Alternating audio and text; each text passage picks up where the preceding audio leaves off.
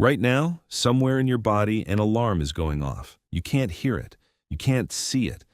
But your brain is treating an empty room the same way it once treated a missing hunting party. That feeling you get scrolling through old messages at midnight, it's not sadness, it's not weakness, it's a survival signal thousands of years old, still firing in a world it was never built for. You call it loneliness. Your ancestors called it a death sentence. For most of human history, being alone didn't mean a quiet evening. It meant no one to watch your back while you slept. It meant no one to help you carry water, fight off a predator, or share the meat when the hunt failed. A human alone on the savannah was a human who probably wouldn't see next winter. So evolution did something clever. It made isolation hurt. Think about that for a second. Pain exists to protect you. Touch fire, and pain tells your hand to move. Twist an ankle, and pain tells you to stop running. So what happens when the thing threatening your survival isn't a fire or a fall, but an empty house? The psychologist John Cacioppo spent decades studying exactly this question. He found that loneliness doesn't just feel bad. It behaves like physical pain in the brain, lighting up some of the same neural circuits your body uses when you stub your toe or touch something scalding. Cacioppo called it a biological alarm, no different in function from hunger or thirst. Hunger tells you your body is low on fuel. Thirst tells you your body is low on water. Loneliness tells you something just as urgent. Your tribe is missing. But here's where it gets strange. Your brain didn't evolve for cities of 8 million strangers. It evolved for groups of maybe 50, 150 at most. The anthropologist Robin Dunbar figured out roughly where that number sits. Studying primate brain size against group size, he found a consistent limit to how many stable relationships a human mind can actually track and maintain. Somewhere around 150 people, not followers, not contacts, people whose lives you actually understand, whose loyalty you could actually call on, whose faces carry an entire history the moment you see them. You probably have thousands of digital connections, and yet the ancient part of your brain is still counting on its fingers like it did 50,000 years ago, asking the same question it always asked around the fire. Who exactly would notice if I disappeared? That question is older than agriculture, older than language maybe, and it never stopped being asked. Go back further, before Dunbar, before Cacioppo, to the middle of the 20th century, and you'll find one of the strangest and most uncomfortable experiments in psychology. Harry Harlow separated infant rhesus monkeys from their mothers and gave them a choice between two artificial surrogates. One was made of bare wire but offered milk.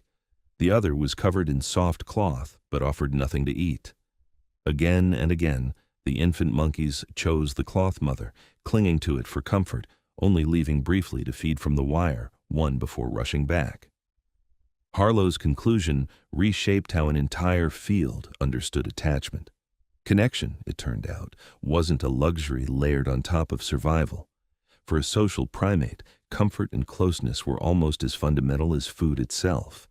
Humans are the same kind of animal, just with a much bigger brain running the same ancient wiring. So why does modern loneliness feel so different from anything our ancestors described? Maybe because we solved the wrong problem. We built a world with more contact than any humans in history have ever had. Messages arrive instantly. Faces appear on screens whenever we want them. Entire friendships can exist without two people ever standing in the same room.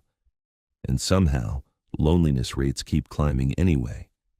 In one large-scale analysis, the researcher Julianne Holt-Lundstad pulled together data from over 300,000 people and found that weak or absent social bonds carried a mortality risk comparable to smoking 15 cigarettes a day. Read that again. Isolation, statistically, can be as dangerous as a pack of cigarettes. That's not a metaphor. That's your ancestors' warning system, still running in the background of your life, still convinced that connection is a matter of life and death. Because for most of the time humans have existed, it was. Here's the twist almost nobody talks about. Loneliness was never designed to be cured by contact. It was designed to be cured by belonging. You can be surrounded by people and still feel the alarm ringing, A crowded office, a packed party, a group chat with 40 names in it, lighting up all day with jokes you only half read. None of that switches off the signal because the ancient brain isn't counting bodies in the room. It's asking a much older, much more specific question. If I were in danger right now, who would come? For a hunter-gatherer, that question had an obvious answer. The people around the fire were the people who would come. Their survival was tied to yours, directly, physically, immediately. There was no ambiguity about belonging. You either had a tribe or you didn't survive long enough to worry about it. There was no such thing as being friends with someone in theory. Belonging was tested constantly, in blood and food and shared risk, and the brain calibrated its sense of safety against that daily proof. Now imagine that same nervous system dropped into a studio apartment, staring at a phone full of hearts and likes that will not, in any real sense, come running if something goes wrong. The signal fires anyway. The body doesn't know the difference between a real tribe and a symbolic one. It only knows the ancient math. Alone equals unsafe.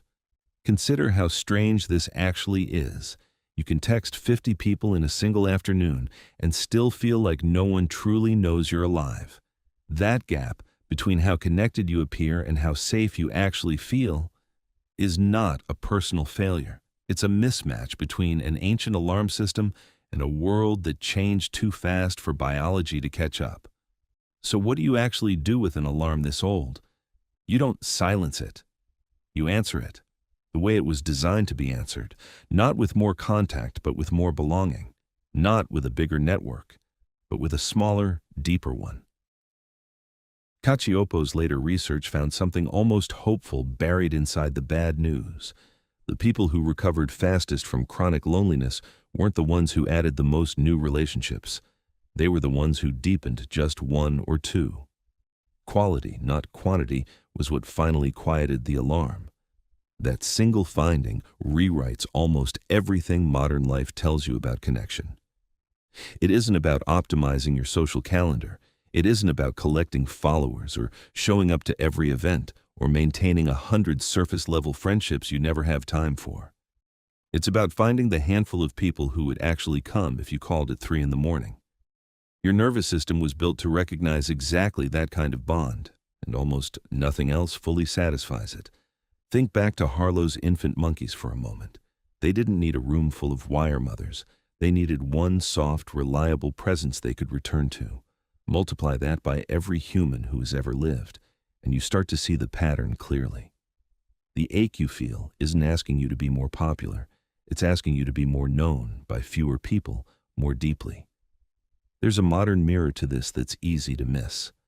Notice how differently it feels to sit in comfortable silence with an old friend versus making small talk with 50 acquaintances at a networking event. Both involve other humans.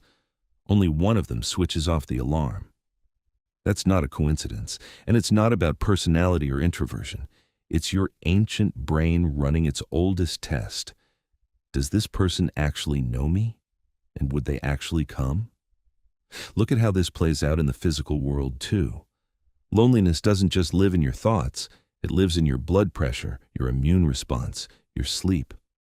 Chronically lonely people show elevated levels of cortisol, the same stress hormone that would have spiked in an ancestor separated from the group and suddenly exposed to real danger. Their bodies show more inflammation, the same low-grade defensive response your immune system mounts when it expects an injury that never actually arrives. None of this is imagined. None of this is exaggerated.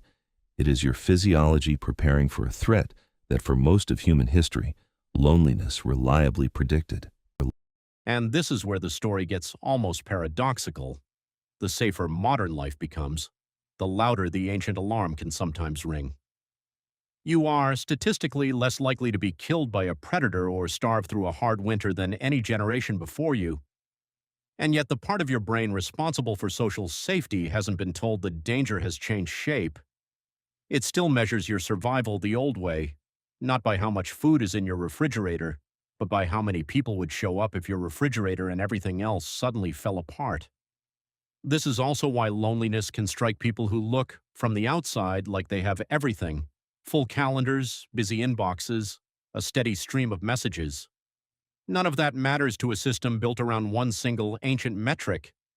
It isn't measuring your popularity, it's measuring your safety net, and it does that math in a currency modern life rarely provides: proven, tested loyalty. Here's another way to think about it. Every relationship your ancestors had was, in some sense, load-bearing. If the roof of your world caved in, that person was one of the beams holding it up. Modern relationships, especially the ones formed and maintained mostly through screens, often carry no real weight at all. They can vanish with an unfollow, a move, a slow fade of unanswered messages, and the structure of your life barely notices. Your ancient brain notices, though. It has always been able to tell the difference between decoration and structure, between the people scattered around the edges of your life and the ones actually holding it up. None of this means technology is the villain. Technology didn't create the ache. It simply removed the friction that used to force belonging into existence. In small ancestral bands, proximity did the work automatically. You didn't have to choose your tribe on purpose because there was rarely another option. Today, belonging has to be built deliberately in a world that offers infinite acquaintance and very little forced closeness. That's not a design flaw in you. It's the predictable result of an ancient system meeting a world it never had to evolve to handle. There's something almost beautiful in that. Underneath the discomfort, underneath the 2 a.m. scrolling and the strange ache of a quiet apartment, your body is not malfunctioning. It's doing exactly what it was built to do tens of thousands of years ago around a fire that no longer exists. It is trying to keep you alive the only way it knows how, by making sure you never wander too far from the people who would come looking.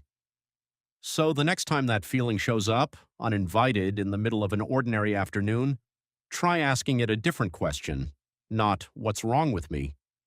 Instead, what is this alarm actually protecting?